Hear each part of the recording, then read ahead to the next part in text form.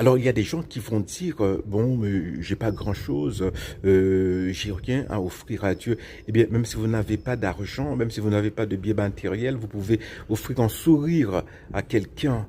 Je me rappelle cette histoire qui m'avait beaucoup marqué.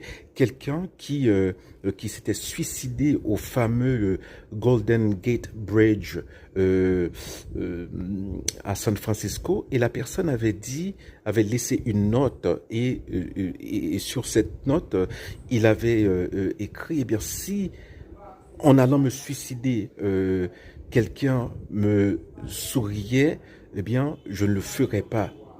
Personne ne lui a souri. Voilà. C'est pas une histoire inventée, c'est une vraie histoire. Parfois, on peut offrir un sourire à quelqu'un qui a, je sais pas, hein, peut-être que la personne s'est chamaillée comme Emmanuel Macron et son épouse, tu vois.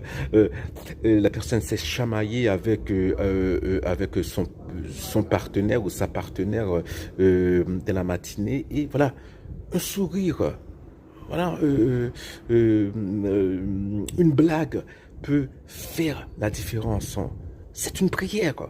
Si vous la faites avec l'intention, voilà, d'apporter un peu de bonheur à votre prochain, à votre frère ou à votre sœur.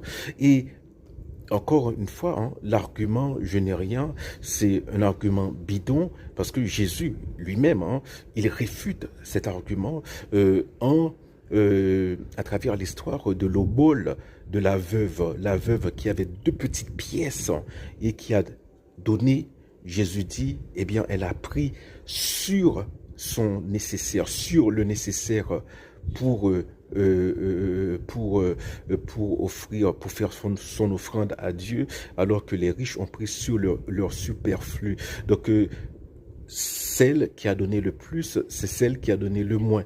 C'est le genre de paradoxe dont Jésus est friand. Tout le monde a quelque chose à offrir. Tout le monde, il y a quelqu'un. Je me rappelle Viktor Frankl, lorsqu'il était dans les camps nazis, eh bien, il disait, bon, il y avait des gens qui, voilà, parce que Frankl était prof de psychiatrie, il avait fait aussi de la philosophie, donc il a dit, bon, eh bien, voilà, on les faisait travailler toute la journée, et voilà, pour faire passer le temps, le soir, eh bien, il leur enseignait le b.a.-ba de la philosophie. Bon, voilà.